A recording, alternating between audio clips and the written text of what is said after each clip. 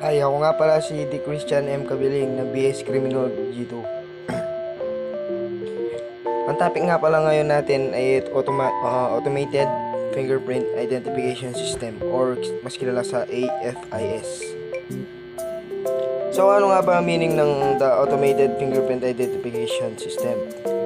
So ito basahin natin. Sa biometric identification system that uses digital imaging technology to analyze and match fingerprinting. So, ang automated fingerprint daw or kilala sa AFIS, isa siyang biometric identification system na isa siyang digital imaging technology and to analyze at ipag-match ang mga fingerprint natin para kunwari sa mga kaso, sa mga crime, dito malalaman mo agad dahil ang importante na at importansya ng AFIS is to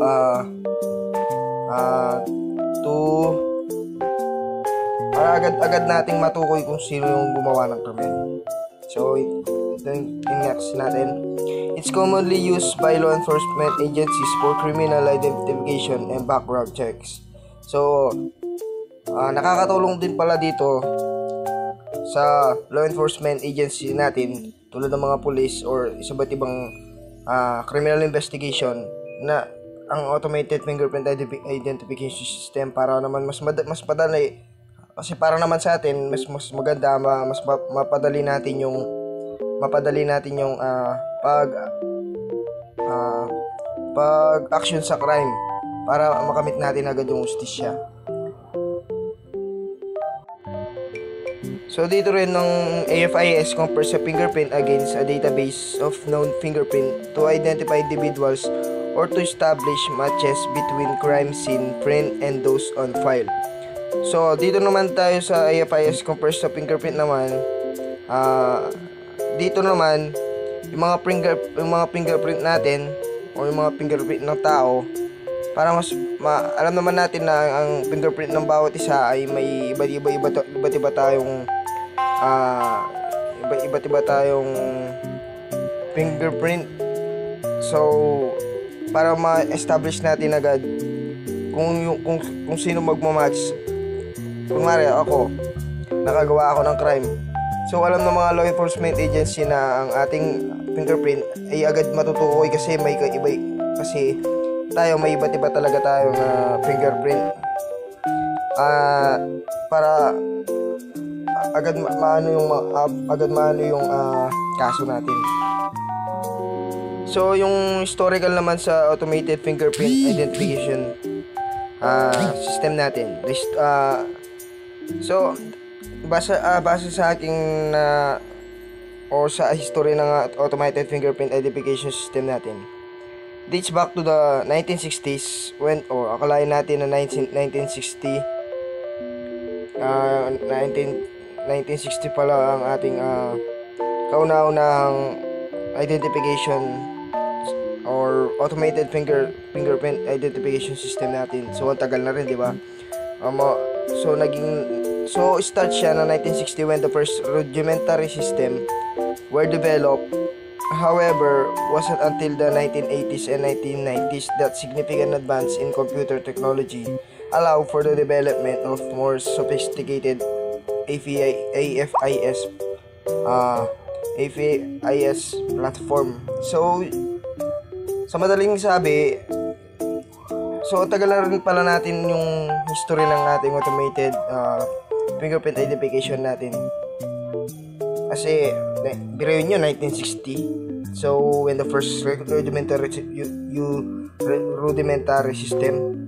So however naman daw may na-release daw sila na mas makabago noong 1980s and 1990s. That's significant advancement or paggamit ng computer na paggamit ng computer technology para mas maging development or mas magandang maano natin yung mag-get natin agad yung information about sa fingerprint na yun. So when it comes naman sa function ng AFIS or automated fingerprint identification system. It is function of automated fingerprint identification system. So the primary function of an automated fingerprint identification system is to accurately, efficiently identify individuals based on their own or based on their fingerprints. Here how it works. So ang galing, 'di ba? Ang galing ng automated fingerprint natin kasi mas accurately, mas efficiently siya, o mas identifiable siya when it comes sa ating individuals based on their fingerprints, no? Yun yung function ng ating AFIS or automated fingerprint identification system natin. So dito naman tayo dadako naman sa ating importance of fingerprint identification system natin.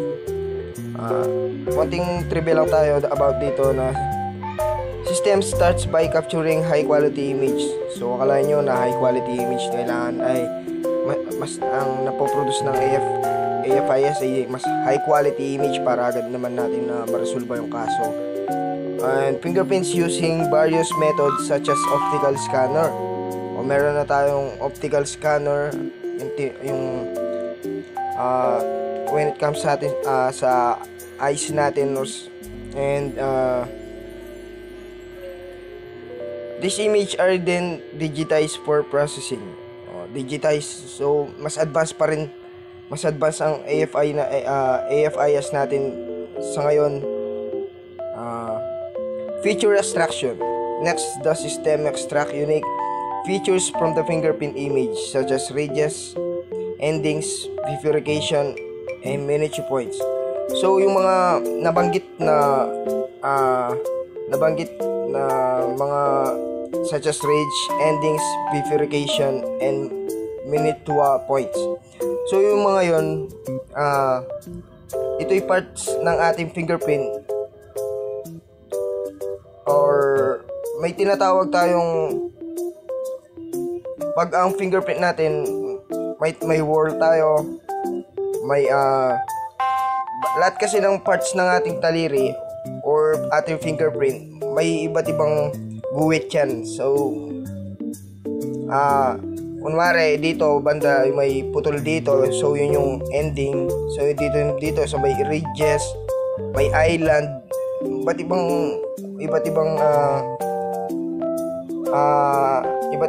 individual yung yung bawat meaning ng gano'n. So dun sa this database may include fingerprints from criminal records, background checks, immigration records, or other sources. So akalain natin naman na dito ang daming important siya ng ating AFIS ngayon kasi mas advanced na tayo, lalo na dito. May include may include prints from criminal records, so malalaman din natin when it comes na kapag nag-fingerprint tayo dun sa kunwari nagano ka ng police record. So pag fingerprint mo ganyan, agad lilitaw yung mga kunwari may criminal record ka, agad lilitaw yung record mo na yon, at matutukoy nila kung ikaw nga ba yung ikaw yung suspect sa crime na yon. So alam naman meron din tayong background check kasi pagka oras na ginanyan mo yan at identifiable ka na nag-commit ka ng crime, alam naman natin yung background checks natin, di ba? Agad nilang matutukoy kung may nagawa ka bang crime na maaari kang makulong. Immigration check. So yan, yung importante rin ng AFIS natin. Kunwari, lumalabas tayo ng out of country. So sa immigration pa lang, pag nalalaman nilang may criminal record ka na, hindi ka pwedeng umalis ng ibang bansa kasi agad ka ma-hold dun sa departure area na yon para questionin ka nun. So tatawag sila ng law enforcement agencies, no? or other other sources. So alam naman natin, di ba, ang important, ang kahalagahan ng isang AFIS natin system pagdating sa mga criminal investigation, dahil mas malaking tulong ito para agad naman natin para makuha natin agad yung suspect at mabigay natin yung justisya sa mga biktima o sa mga kamag-anak ng mga biktima kung maaari namatay. So ayun, maraming salamat sa nanonood at sana may napulot kayo kahit kaunti lamang. At yun lamang po, at maraming salamat po.